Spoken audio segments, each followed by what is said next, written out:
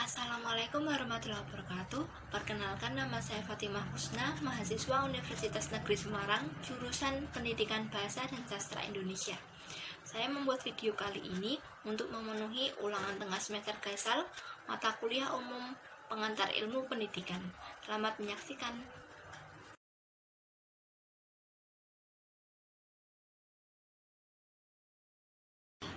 Hal ini erat kaitannya dengan fenomena COVID-19 yang sedang melanda seluruh dunia ini, yang mana akhirnya pemerintah mengeluarkan suatu kebijakan agar seluruh kegiatan pembelajaran dilakukan di rumah secara daring. Tentu saja ini membuat orang tua beranggapan bahwa akan lebih efisien apabila kegiatan pembelajaran anak digantikan dengan kegiatan homeschooling yang mana dianggap lebih dapat menunjang pembelajaran anak. Selain itu, walaupun homeschooling termasuk kategori pendidikan non formal, tetapi tetap sejalan dengan UU Sisdiknas.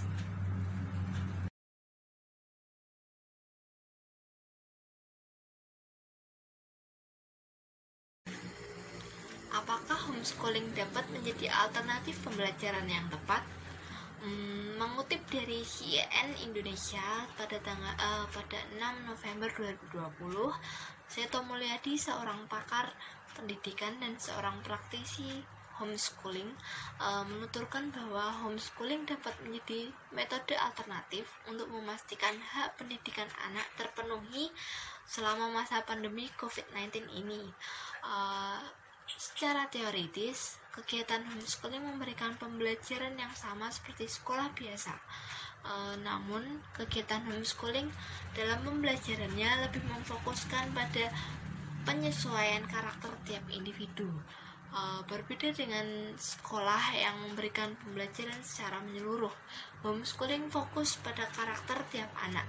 Hal ini menjadikan anak dapat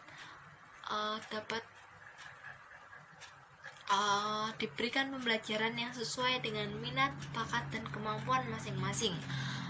Selain itu, homeschooling juga memberikan waktu pembelajaran yang lebih fleksibel ketimbang pendidikan formal, sehingga anak dapat melakukan kesibukannya terlebih dahulu seperti bekerja sebagai seorang artis atau seorang atlet.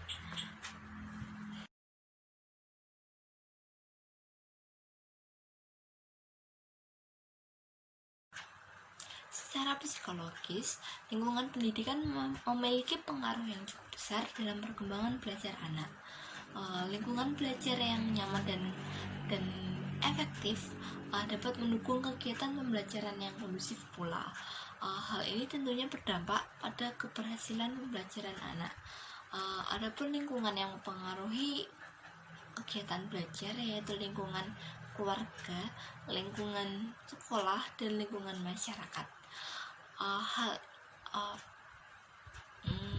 Berdasarkan sumber berita, kegiatan homeschooling erat hubungannya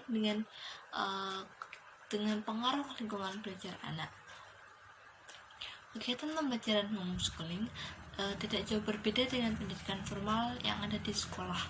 Hanya saja lingkungan belajarnya berada di rumah. Hal ini menjadikan suasana belajar menjadi lebih kondusif, di mana orang tua juga dapat mengawasi perkembangan anak dengan lebih baik pula.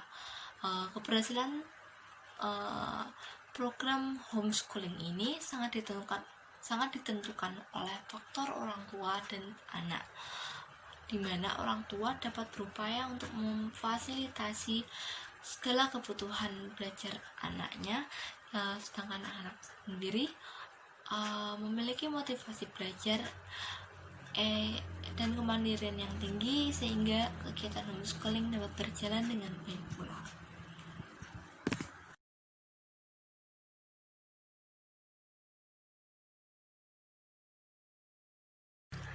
Melihat keadaan saat ini yang tidak memungkinkan adanya pembelajaran tatap muka, pembelajaran homeschooling merupakan salah satu cara yang dapat dilakukan untuk mengatasi masalah pendidikan saat ini.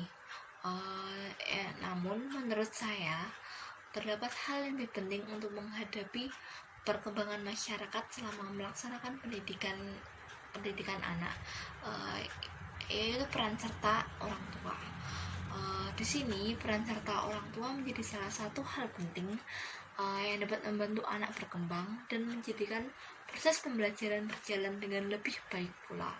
Hal ini juga harus jalan pula dengan peran serta guru, di mana harus terdapat suatu keselarasan dan suatu kerjasama yang baik antara guru dan orang tua.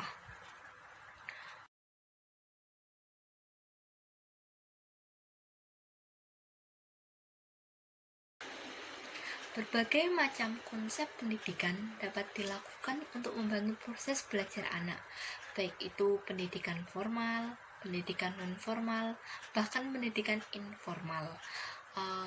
Namun, lingkungan pendidikan juga penting adanya untuk melaksanakan pendidikan anak agar kegiatan belajar dapat berjalan dengan lebih kondusif pula. Di mana diharapkan adanya keselarasan dan kerjasama yang baik antara lingkungan pendidikan keluarga, lingkungan sekolah, dan juga lingkungan pendidikan di masyarakat, di mana sehingga pendidikan anak akan lebih terjalin dengan lebih baik pula. Anak tidak hanya mendapatkan pendidikan dari keluarga, namun mendapatkan ilmu yang bermanfaat dari sekolah dan juga ilmu tentang hubungan sosial dan interaksi yang baik di masyarakat. Saya juga berharap untuk kedepannya pelaksanaan pendidikan di Indonesia dapat berjalan dengan lebih baik pula, sehingga dapat membantu siswa untuk lebih mengembangkan minat, bakat, dan keahliannya mereka. Sekian dari saya. Mohon maaf apabila ada kesalahan. Wassalamualaikum warahmatullahi wabarakatuh.